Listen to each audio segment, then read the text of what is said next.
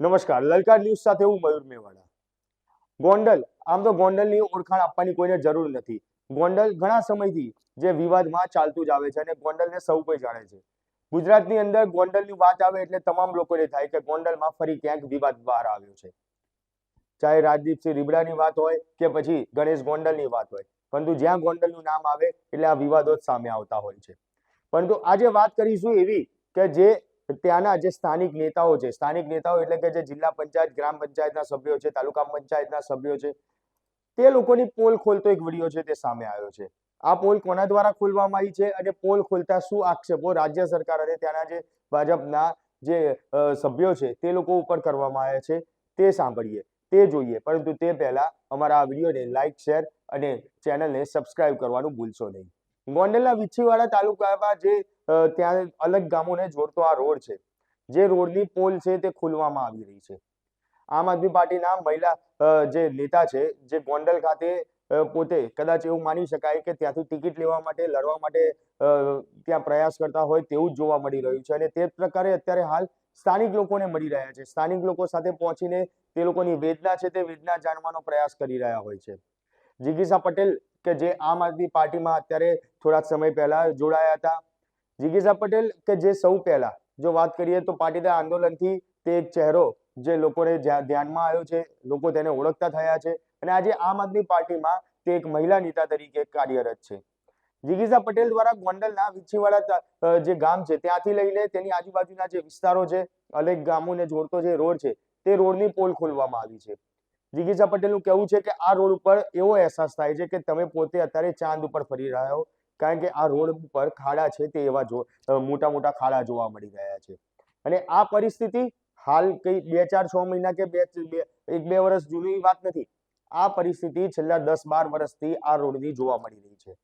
આ રોડ ઉપર જે રોડ બનાવવા માટેના ટેન્ડર પાસ કરવામાં આવે છે, રોડ બની ગયા છે તેવું પણ દેખાડવામાં આવે છે, પરંતુ આ તમામ બાબતો માત્ર ને માત્ર કાગળ ઉપર જોવા મળી રહી છે। છેલ્લા 10-12 વર્ષથી આ રોડ આ જ પરિસ્થિતિની અંદર જોવા મળી રહ્યો છે। ત્યારે આવા આક્ષેપ કરતા જિગીશા પટેલ શું બોલી રહ્યા છે સરકાર ઉપર, ત્યાંના સ્થાનિક જે સભ્યો છે, ત્યાંના સ્થાનિક જે નેતાઓ છે તે લોકો પર શું આક્ષેપ કરી રહ્યા છે તે સાંભળીએ। નમસ્કાર, હું છું જિગીશા પટેલ। આજે આપણે ગોંડલ તાલુકાના વિંજીવડ ગામે મુલાકાત માટે અમે લોકો આવ્યા હતા, ત્યારે ગામના લોકોએ અમને જે રોડ રસ્તાની જે હાલત વિશે અમને વાત કરી, એના પછી અમે લોકો અહીંયા આવ્યા છીએ। આ રોડ છે વિંજીવડ થી રાણસીકીનો અને વિંજીવડ થી મોટા સકપરનો રોડ પણ કંઈક આવો જ છે, જાણે તમે ચંદ્ર ઉપર આવ્યા હોય ને એવી અનુભૂતિ થાય છે। તમે રોડની હાલત જોશો ને તો તમને એમ થશે કે આપણે ઉપરથી એક અવકાશમાંથી ચંદ્રની ધરતી જોતા હોય ને એટલું તમને ભાજપ સરકારે અહીંયા છે ને એટલી સગવડ કરી દીધી છે કે તમને અહીંયા બેઠા બેઠા ચંદ્ર ઉપર જવાની અનુભૂતિ થાય, એટલો મસ્ત રોડ છે। તમે રોડ જોઈ લો એકવાર, આ ખાડા બધા બતાવો। આ રોડ કમસે કમ 10 વર્ષ થયા નથી બન્યો, બરાબર છે ને? 10 વર્ષ 11 વર્ષથી આ રોડ અહીંયા બન્યો નથી અને ખાસ તો આપણે એ જાણવાનું છે અહીંયાનું કે આ વિંજીવડ ગામના જે એક ભાઈ છે શૈલેષભાઈ ડોબરિયા, જે તાલુકા પંચાયતમાં 2.5 વર્ષ સુધી તાલુકા પંચાયતના પ્રમુખ રહી ગયા છે આગલી ટર્મમાં, અને આ ટર્મમાં એ જિલ્લા પંચાયતના સભ્ય પણ છે, છતાં પણ પોતાના ગામના રોડ રસ્તાની આટલી ખરાબ હાલત હોય તો તમે વિચારો। અને એના ઘરના સરપંચ છે એમ? અચ્છા, એ શૈલેષભાઈ તાલુકા પંચાયતમાં, જિલ્લા પંચાયતમાં અને એમના વાઇફ છે જે ગ્રામ પંચાયતમાં રહી અને કામગીરી કરે છે, પણ છતાંય એના પોતાના ગામના રોડ રસ્તાની કોઈ જ એટલે કોઈ જ એને પડી નથી। એ તમારા માટે બીજું શું કરી શકશે? એક તો રસ્તાની તકલીફ, અમારે ગ્રાઉન્ડ બહુ દૂર છે, અમે જાવું કેમ અમારે દોડવા? તમે તૈયારી કરો? આની ઉપર અમે પોલીસની તૈયારી અત્યારે કરી છે, અમારે દોડવું કેમ? અમે જો તમે રસ્તાની હાલત જો, અમારે દોડવું કેમ? આમાં હજી અમારે અમદાવાદ ગ્રાઉન્ડે પોગવાનું છે, આમાં પોગવું કઈ રીતે અમારે? હજી આમાં અમારથી નથી દોડે તો ત્યાં કેમ દોડવું? અને કમસે કમ કેટલા વર્ષ થયા છે? આના કમસે કમ 15 વર્ષ જેવું તો થઈ જ ગયું છે। અમારે આ રોજ આ રસ્તામાં અમારે ભણવા જવાનું બધી રીતે, અને વાહને મળતા તો કેવી રીતના કરવું ભેગું? બસ ના એમાંથી તકલીફ થાય છે, આ રોજ રસ્તા નથી। બસ વાળા એમ જ કે એક બસ આવે છે ઈ બંધ કરાવી દેવું, તો પછી આ ગામમાં અમારે કરવાનું હું બધા? એમ બસ વાળા શું કામ એવું કે છે? બસ વાળા એટલે કે રસ્તો તમારો ખરાબ છે, એક બસ આવે છે ઈ બંધ થઈ જાય હવે। બોલો એક પેલા બે આ ગામમાં 2 બસ આવતી હતી, એક બસ બંધ થઈ ગઈ, એક જ આવે છે. એનું બસ બંધ સાઈડમાં રહ્યો, ખાલી ગાડી આવે છે ને એને જવા દો. આ બાજુ થોડી વાર સાઈડમાં રહ્યો. હા કઈ વાંધો નહીં. એટલે વાત સાચી છે. એટલે જરાક આ તમે બધા ઓલું કહેવાય છે ને કે વિકાસ ગાંડો થયો, ભારતીય જનતા પાર્ટીનો વિકાસ ગાંડો થયો. આ વર્ષે એનું નવું સૂત્ર હોવું જોઈએ કે ભારતીય જનતા પાર્ટીનો વિકાસ ખાડે ગયો. આ ભ્રષ્ટાચારનું એક જીવતું જાગતું ઉદાહરણ તમે જોઈ લ્યો. આ રોડ પાસે થયો છે ને, પાસ તો 2 વાર થયો. બધા એમ કહે છે, હવે કેદું નું તો અમે સાંભળ્યું જ નથી કે આ રોડ બનવાનો છે. એટલે કેટલી વાર આમાં પૈસા ખવાઈ ગયા છે અને કેટલા કરોડમાં થયો તો પાસ ખબર છે બલુભાઈ? પણ કરોડોમાં થયો હશે. જો કે આમાં ભાજપને તો ગમે ત્યારે કાંઈ પણ એવી નાની મોટી ઘટના હોય તો એ કઈ લાખોમાં તો કઈ કામ કરતા નથી. આપણા જ પૈસા વાપરે છે ને કરોડોમાં બિલ બતાવે છે ને કાંઈ કામ થતું નથી. પ્રજા હેરાન છે આમાં. અને ગયા વખતે એવી પેપરમાં એક કાપલી આપી હતી કે આ સામે કાંઠેથી રસ્તો ડેરડી જાય, ડેરડી થી વિંજીવડ નો રોડ મંજૂર થઈ ગયો. રમેશભાઈ ધ્રુવ જ આપ્યો. હા અચ્છા, સાંસદે આપ્યું હતું તો એમાં કઈ થયું નથી. એ તો એક લોલીપોપ જ આપી હતી લોકોને સમજાવવાની. એટલે દર 5 વર્ષે આ લોકો તમારી પાસે આવે અને દર 5 વર્ષે આવીને તમને એમ કહે કે અમે તમને સારું શિક્ષણ આપશું, સારું આરોગ્ય આપશું, સારા રોડ રસ્તા આપશું. પણ હવે આપણે સમજવાનું છે, 30 વર્ષથી ભાજપની સરકાર આપણે ગુજરાતમાં છે. 30 વર્ષથી એ લોકોએ આપણને માત્ર ને માત્ર રોડ રસ્તાના ખાડા અને એક્સિડન્ટ આપ્યા છે.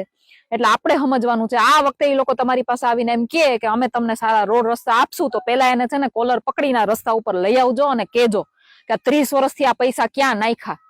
આ સવાલ તમારે પૂછવો પડશે. હવે આ પબ્લિક ને જાગૃત થવાની જરૂર છે ખાસ. 100% પબ્લિક જાગૃત થશે. છોકરી તું કે સત્તા પબ્લિક ના હાથમાં છે અને પબ્લિક ધારે તો સરકાર બનાવી પણ શકે ને સરકાર ગિરાવી પણ શકે. અને જે કરવું એ સરકારને એ પણ અમારો રસ્તો સારો કરી દો. કેમ કે અમારે રનિંગ નું હમણાં 19 તારીખે મારે ગ્રાઉન્ડ છે, આવે 19 તારીખે. તો મારે કેમ જવું? કેમ કે આમાં તો દોડવાનું ફાવતું નથી, થોડુંક દોડી એટલે પગમાં. તમે આ રસ્તો છે ને, આ રસ્તો આમ આગળ બી બતાવો. ખાલી આટલા ખાડા નથી, આખો રસ્તો કઈ ટાઈપ નો છે એ બતાવો. આ ગામમાં આવતા અમારે છે, તમે આમ ઠેકથી જોયું નહીં? આપણો રસ્તો સારો થઈ જતો એટલે વાંધો શું છે?